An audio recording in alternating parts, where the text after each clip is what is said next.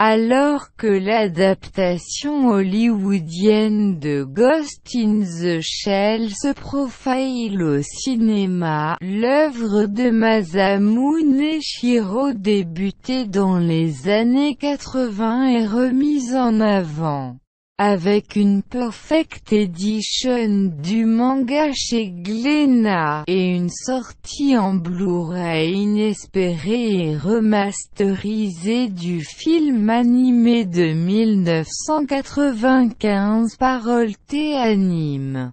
L'occasion de faire le point sur ce qu'il faut voir de cette licence incontournable de la science-fiction, c'est-à-dire tout. Croyez-vous-en l'âme? Ou êtes-vous plus rationnel et pensez-vous en termes d'esprit? Mais qu'est-ce exactement que l'un ou l'autre? Qu'est-il inclus dans ces concepts de votre point de vue?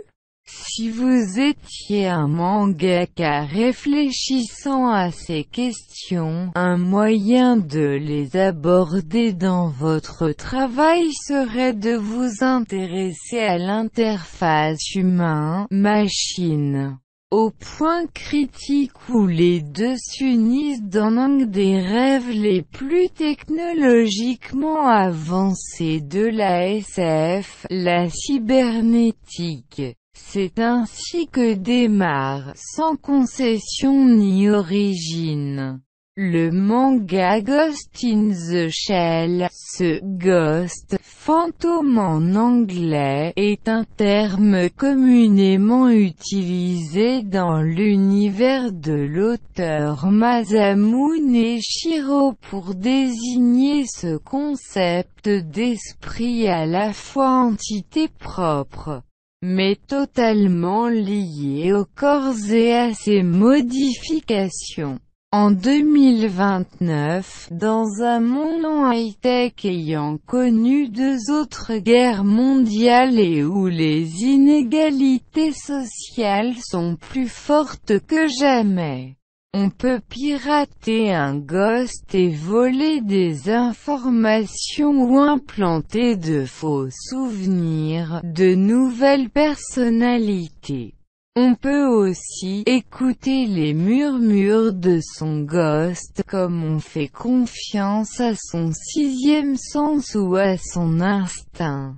La section 9 règle dans l'ombre certaines des affaires les plus délicates. La cybernétique n'est cependant pas donnée et les humains sont plus ou moins purs.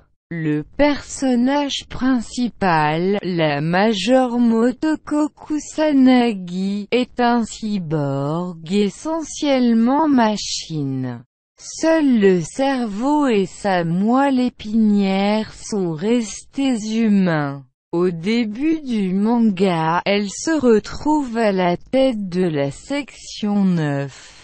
Une agence de sécurité publique, à la mission plus discrète de contre-terrorisme du gouvernement japonais. À ses ordres, on trouve le vétéran Batu, des experts comme Borma Ishikawa, ou encore Togusa, un humain à quasi 100%. Au-dessus d'elle, le chef Arama qui ne répond que du Premier ministre, et encore.